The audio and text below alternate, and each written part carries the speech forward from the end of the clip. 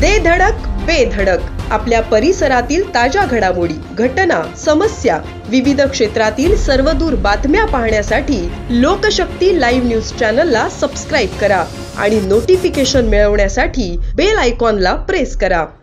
विधानसभा 2024च्या निवडणुकीत कोकणातील रायगड, रत्नागिरी व सिंधुदुर्ग या जिल्ह्यातील विधानसभा मतदारसंघातील 15 जागांपैकी एकही जागा काँग्रेसला मिळणार नसल्याचे स्पष्ट संकेत मिळत आहेत।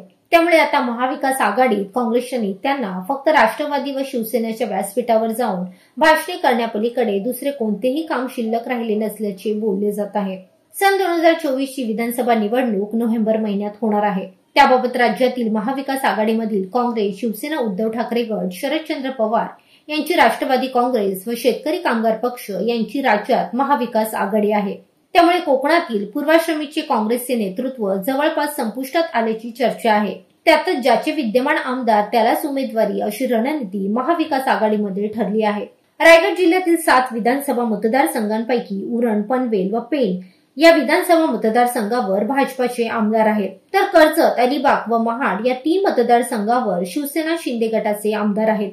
परंतु हे तिन्ही आमदार जरी शिंदे गटाकडे गेले असले तरी या जागा उद्धव ठाकरेंची शिवसेना लढणार आहे। राहिला अपवाद अलिबाग विधानसभा मतदारसंघ। या मतदारसंघाची जागा शेतकरी कामगार पक्षाला सोडणार येणार असल्याचे बोलले जात आहे।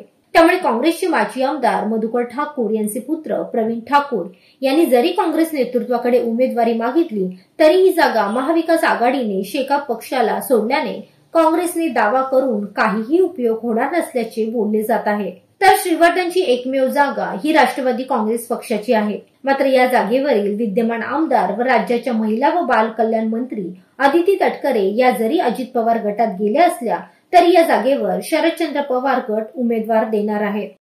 लोकशक्ती लाईव्ह साठी न्यूज ब्युरो, रायगड। अशाच सच्चाई दर्शवणाऱ्या बातम्या पाहण्यासाठी लोकशक्ती लाईव्ह न्यूज चॅनलला लाईक करा, शेअर करा आणि सबस्क्राईब करा।